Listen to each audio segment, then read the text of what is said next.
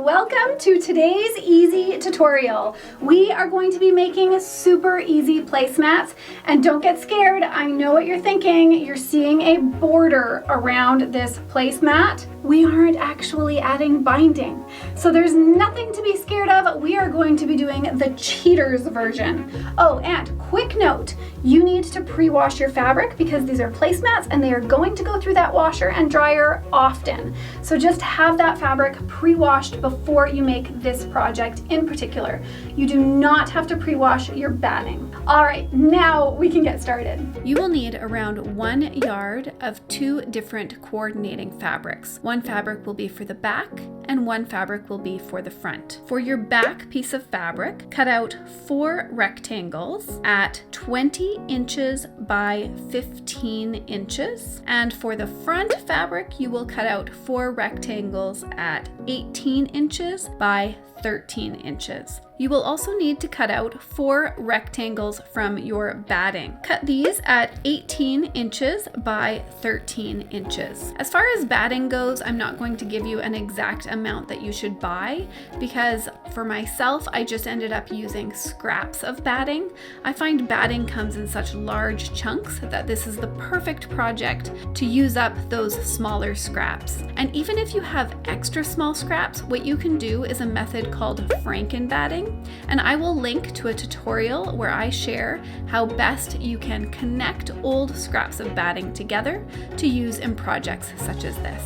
All right, so it's officially time to put all 3 layers together. Now there are 2 ways to do that. You can use basting spray or you can use safety pins. There are basting safety pins which have more of a curve in them. I'm gonna have to find that before I step on it.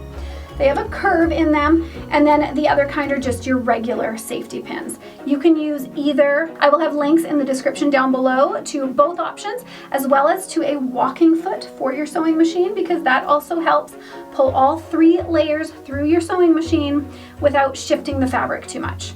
But it's not necessary, so let's move on to putting this placemat together.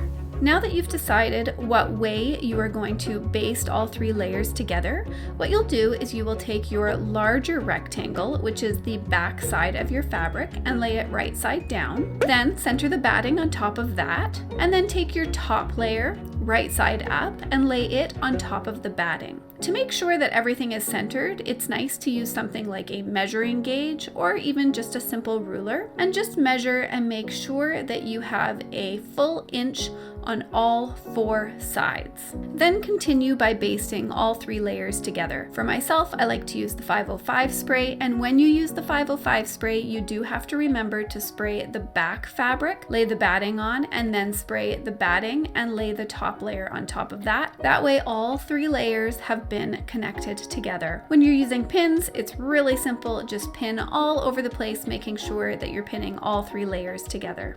And now it's time to mark your quilting lines. You can do this with any water-soluble marking tool. I do have a bunch of my favorite types listed in the description below, so you can check those out.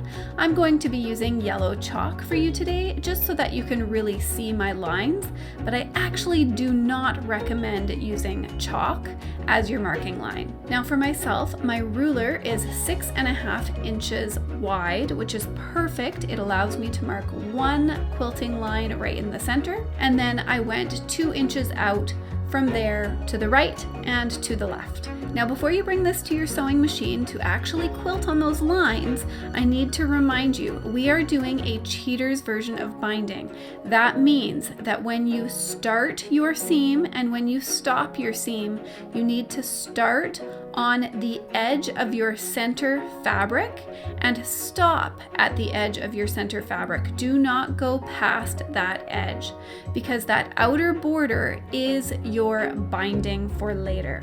Okay, so we have quilted all 3 layers together, and now it is time to get to the magical cheater's binding that I was telling you about earlier. But before we do, if you are enjoying this tutorial, I just want to ask you if you could please hit that thumbs up button, because that tells YouTube that this tutorial is a good tutorial and it should share it to the world, and I would really appreciate your support in that way. And if you don't want to lose me, of course, hit that subscribe button. All right, let's get to the cheater's binding. Now we get to work on our cheaters binding. So grab a pressing mat or bring it to your ironing board and grab your iron and just press your backing fabric in a 1/2 inch. So towards that center fabric, and then fold it over one more time and press it along that outer edge, and then just pin it in place. Or in my case, I love to use my clips, which I also have linked in the description down below if you're interested. Now the corners will take a little bit of practice. I'll just zoom in here so you can see what I'm doing, but you'll fold it in up towards the fabric, and then you'll start working along that edge, folding the entire thing up a 1/2 inch, pressing it in place before folding it over the center fabric and creating a nice crisp corner. You will do this on all edges until you get to your 4th corner. That is the corner that's a bit of a bugger. All right, so we are at that 4th corner. It is a little bit difficult. What I end up doing is I unclip some of the side that I already have done to give myself a little bit of working room so that I can unroll the fabric. And then I fold in the right side, and you do a tiny little fold on that bottom corner to pull it up into a mitered corner and pin it in place. This might take a few tries, but I promise you, you will figure it out. And now that everything is clipped in place, take it back to your sewing machine and you can sew around that entire inner edge, making sure that when you come to the corners, you're making sure that you have sewn over the mitered edge enough to tack it down so that it doesn't fold back out. You've got 4 placemats to practice on, so this is a great project to practice your skills. And that is how you make a very easy placemat. I hope that you guys enjoyed this tutorial, and I will see you next time. Bye for now.